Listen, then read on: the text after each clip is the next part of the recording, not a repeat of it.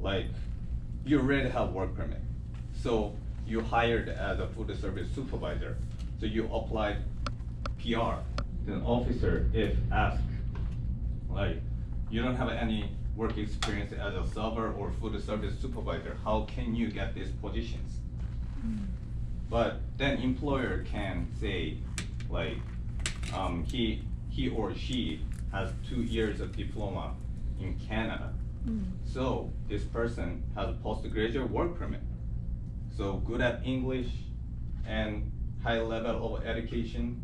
So I thought this person is qualified, right? So postgraduate work permit is way, way easier to get the job and get the PR. Because there is less restriction and limitation or something. Also, the employer wants to hire the person who has a work permit. So they want to see your performance first, and they want to decide to support you or not, right? So if we just introduce this person has visitor visa, can you support this person? If the employer just have an interview, but they couldn't see your performance, right? Then they just request us, don't you guys have any, like, the people who has a work permit or something, the person who has a work permit, because they want to see the performance first. And the employer confirms that I'm gonna support this person, then we will give some letter. Please sign on to this letter that you support this person. Then with the letter, we will take care of your all processing about the PR. So follow up the employer. So if you don't have, like, not enough point, for example, the invitation, if you have 97 points, you will get an invitation, but currently you have 95. Then we will follow up the employer. At this point, can you raise this person's wage for $1? Then your score will goes up for BCPMP, but still you need one more point. Then after 3 to 6 months later, we will request to the employer again, can you raise $1 more again? Then we make the story like smooth story, not like stair, right? Then when you apply the PR, officer can see your PR, your history, like smooth history, right? Not like this way. If your story is like this, then they will find this point. So if your wage $14, and when you apply your PR, if your wage is 20, then they will ask you, how did you get 20? You were 14 a few months ago, right? That's why we make that story, and at this point, please raise $1. And after that, raise $1 more. Then we will make 97 points. That's why third-party representative help PR and all the legal service about this. We have a lot of experience to follow up you from beginning until you get PR card, and you make a smooth story for you until everything will be fine. Yeah, now we have many cases where people already is working and they're asking, hey, what is the best way to get a PR? I'm working already 6 months, or I'm working already 8 months. I have a postgraduate work permit for 2 or 3 years, and we can help. So we have the experience and we have the people working, doing all these paths to get a PR in the office for the last 30 years. So we are aware with all the change in the system, and now we're working aggressively with this program with the owner operator LMIA. So now we are trying to set up a franchise in Canada. So through this franchise, most of the applicants are going to be able to get 50 or 200 points, and then they can get the invitation to apply for the PR. It's a really interesting program, so we don't have to spend too much money, so it's no minimum investment requirement. So even you qualify, you have the background, and you match with the business, will be $30,000, will be $50,000, so it's no minimum requirement. And then you can get the points, 50 or 200, and then you can get an invitation to apply for the PR. It's a really, really interesting program. We are promoting aggressively this one in the last couple of weeks.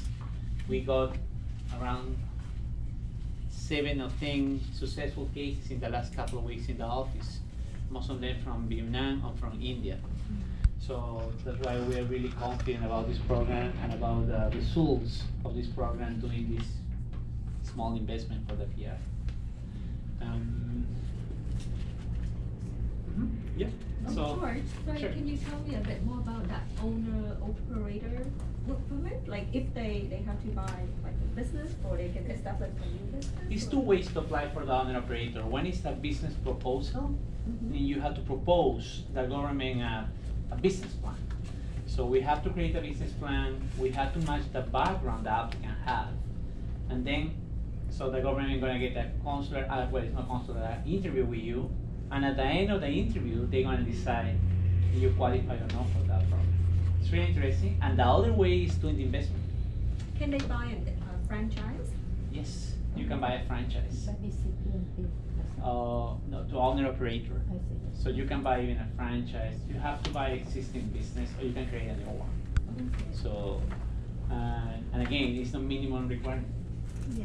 Well, So that's gonna all be, right. do they require to have like experience in the managing?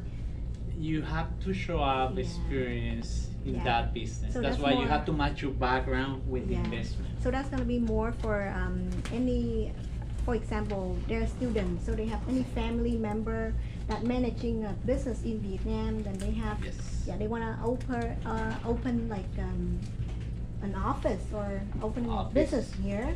Yeah, we Yeah. have successful cases in the IT industry. We have successful cases in the Yeah. accounting industry. We have successful cases in restaurant industry. Yeah.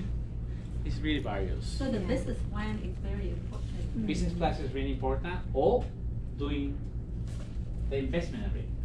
Doesn't matter the amount of investment. You can do, for example, we have a client who is an accounting, and he's getting a franchise. It's an accounting franchise. It's, you have to spend just $30,000. You buy the franchise, you offer the city, you offer the government around this business, and then you can get the points and then the invitation.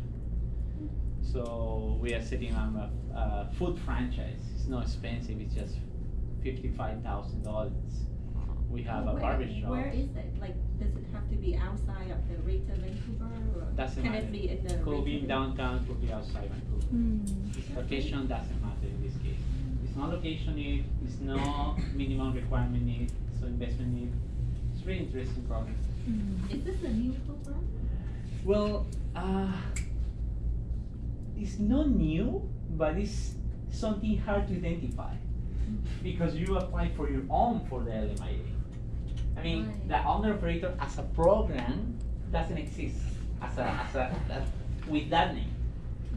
But you go into the immigration, in the Canadian immigration system, you want to find the owner operator LMIA. But not too many people know this program. Not too many people is aware with this program. And that's why we have advantage on that. We have experience doing these cases for in the last couple of years, and we got many successful cases. This is kind of unique product we can offer as a company here, because not too many immigration lawyers know about this program. We know, we identify this kind of shortcut to get the LMIA, and now we're getting a lot of successful cases. It's a really good one. And the idea of this trip to Vietnam is we're gonna promote aggressively this one with the franchise we have in hand and with the experience we have with previous successful cases.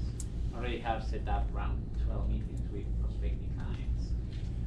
So that's the idea of this business trip in Vietnam for us. And do you have any question, guys? Another question? So we're more than happy to answer. So with Stephen, who is the most experienced guy in the office doing the owner operator. Stephen got just 7 successful cases the last week. So about owner Can the operator. owner bring a manager or just the owner himself? Manager's fine.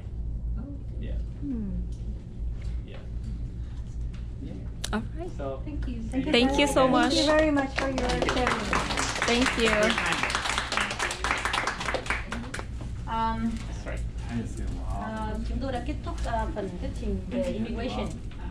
Tiếp theo đây thì chúng ta sẽ cùng nghe một chia sẻ của chị Lan Hoàng đến từ VP Home Company về bất động sản tại Canada. Xin mời chị. Cảm ơn em. can you bring up my PowerPoint. các bạn có cần chơi với lại ăn bánh để giải lao 5 phút không? Đi washroom hay